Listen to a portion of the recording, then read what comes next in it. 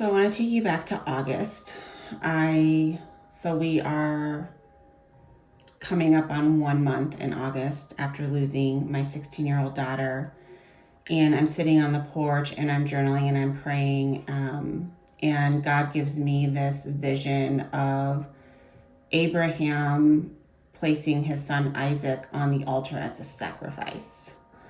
So I'm going to dig into that memory today, the memory from August, the vision that I got, and how God spoke to me today on what the true meaning of that vision was. So I think my initial interpretation was a bit off.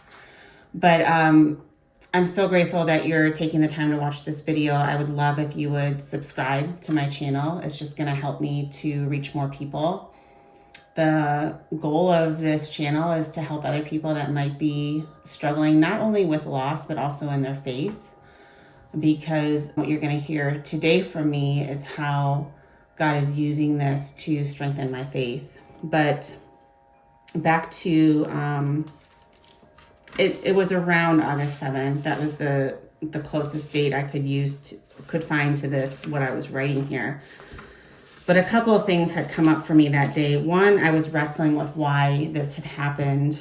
And I was writing things like, nothing makes sense about it, nothing. And then I was thinking about things that had happened in the days leading up to it, wondering if I had missed something. And then I say, so I know it wasn't my fault, but I feel like I could have. So I was really at this time like stuck in this place of wanting to know why. And that's a valid question when we lose somebody, to want to know the answer to why. On a side note, I will say that I have learned to have a box. It's kind of like the unanswered things from God that you put away in a box and set it aside. And quite possibly you're not going to have answers to those things on this side of heaven. Putting it in that box just helps to remove it a little bit from the conscious mind, so it's not overwhelming you. But then I had gotten to this page and I wrote, would you sacrifice your daughter to further the gospel? And that was what had come out of me thinking about Abraham and Isaac. And I was like, I think it was the first time when I started hearing from God that he was going to use this. Maybe not the first, but I was really starting to grasp that God was going to use this for good, not fully knowing what that was going to look like, and still today not fully knowing what that was going to look like.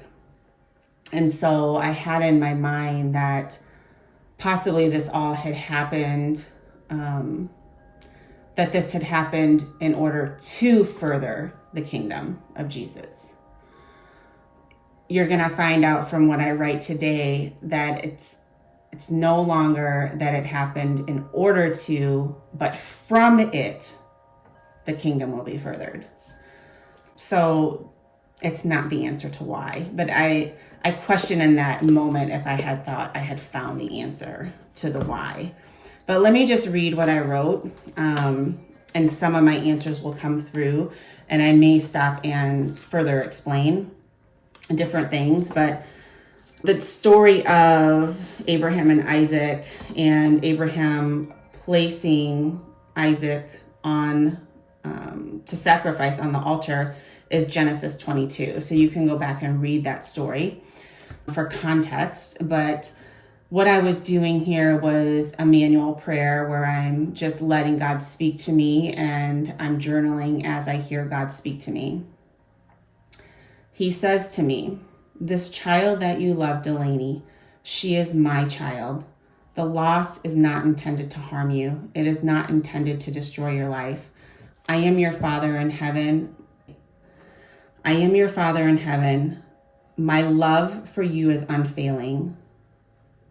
My mercy evermore. I intend good. My handwriting is so messy.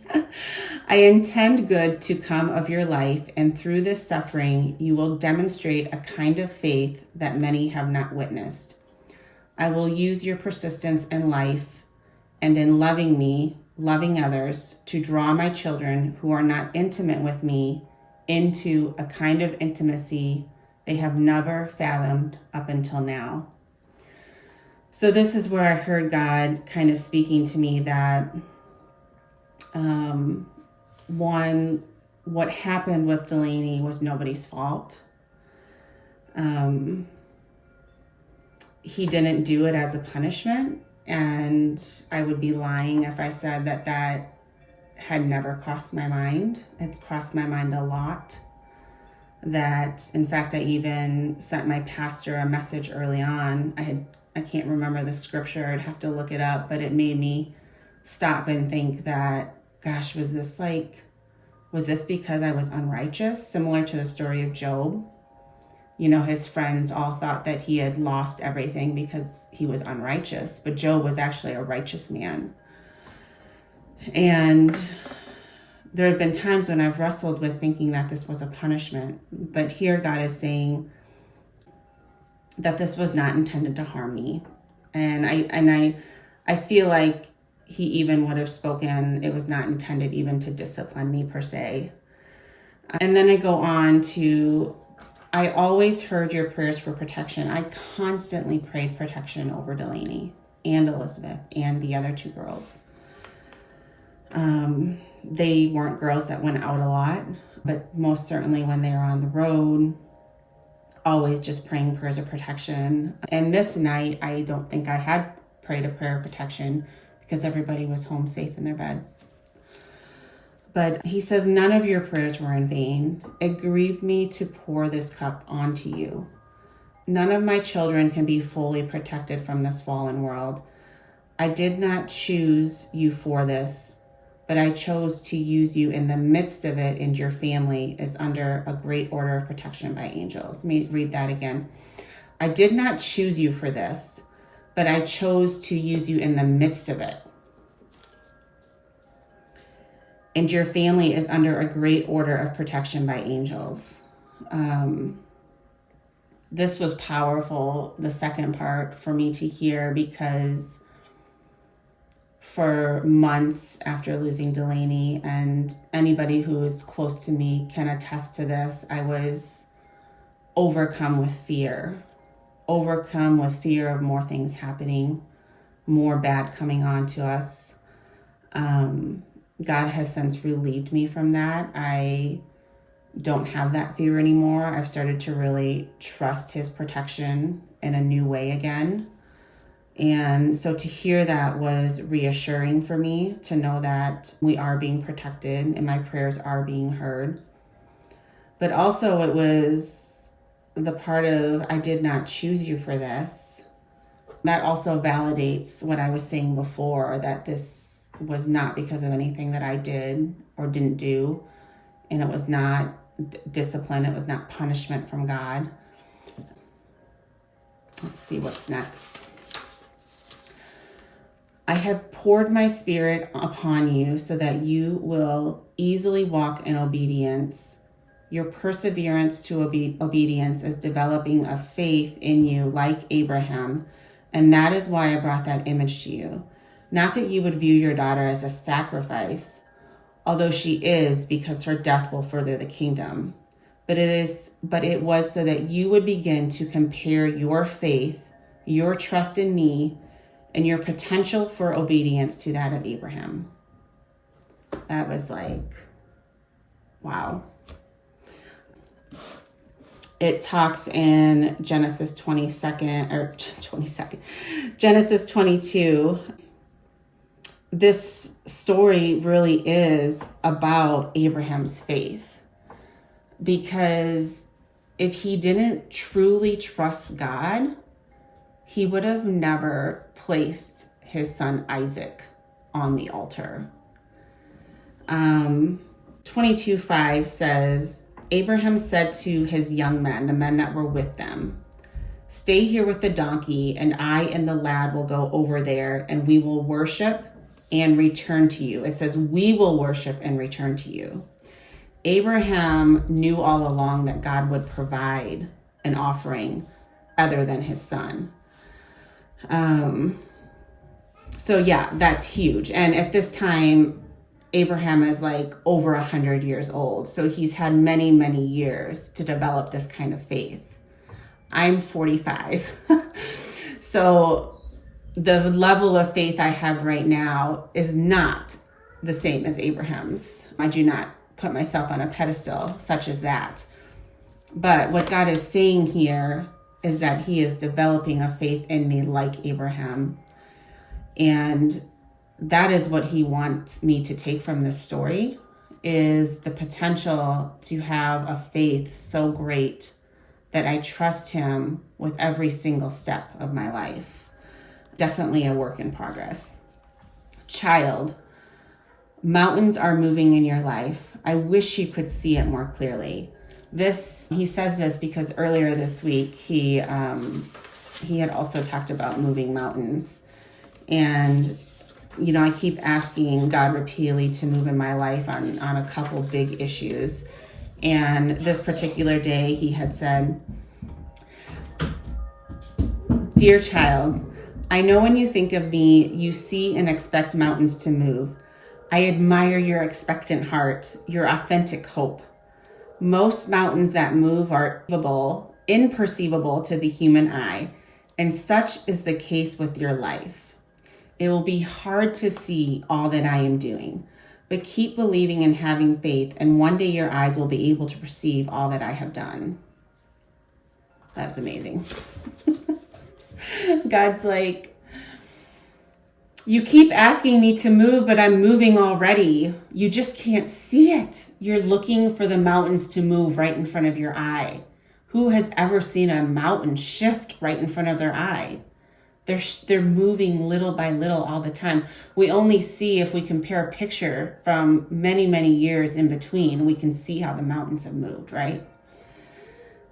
This coming from someone who knows nothing about geography, by the way. This life, these trials, they are not a punishment, but they are so that my ways might be displayed through your life. That is coming from John 9:3. Neither this man nor his parents sinned, said Jesus, but this happened so that the works of God might be displayed in him. Same is true in my life, is what God is telling me. This life, these trials, they are not a punishment, but they are so that my ways might be displayed through your life. The intense desire you have within you now to be with me, to be obedient, and to share truth with others, that feeling is the fear of the Lord. So I've been wrestling with this fear of the Lord idea, and it's part of my kind of intentions for 2024. If I can find it quickly. My intention for 2024 is to have peace in the midst of full surrender with reverence and fear of the Lord. There's, like I said before, I have a couple big issues that I am waiting for God to move on. And it's hard stuff. I'm not going to get into what those things are specifically right now, but it's hard stuff. And I am looking to be in a place where I have peace, regardless of what's going on day to day with those situations. Peace in the midst of full surrender. The only way that you have peace is by fully surrendering to God. And what I am looking for is reverence and fear of the Lord. So he's telling me now today that intense desire you have within you now to be with me, to be obedient, and to share the truth with others, share more about God, share more about Jesus, that's the fear of the Lord. Just as we saw this in Abraham, we are seeing it begin in you. And I provided for Abraham, I will also provide for you. I will provide healing for your family. Relationships will be restored. You will be a mother to more than your family. You will preach my word. You will counsel women, and that counsel will deepen my children's intimacy with me. I will provide the resources for you to do the things I have called you to do. Continue in your fear and reverence of me. I will give you knowledge and wisdom. Continue to seek me, continue to thirst and my presence, continue to thirst for my presence and my truth. I will show you how to love. That last part was Proverbs 2. a lot of the stuff that comes through to me in the journaling, a lot of it I can trace back to scripture. And that's how I can confirm that what I am penciling and feeling like is from God. I always want to match that up to what's in scripture, because of course we can hear wrongly. We can think we're hearing from Jesus and we're not. But Proverbs 2 says, "My son, if you will receive my words and treasure my commandments within you, make your ear attentive to wisdom, incline your heart to understanding. For if you cry for discernment, lift your voice for understanding. If you seek her as silver and search her as for hidden treasures, then you will discern the fear of the Lord and discover the knowledge of God." So yeah, that is sort of my revelation on Abraham and Isaac. Again, subscribe to my channel and just stay tuned to follow kind of my journey of getting through this grief, getting through the loss of my daughter, finding peace in the midst of full surrender. Have a great day.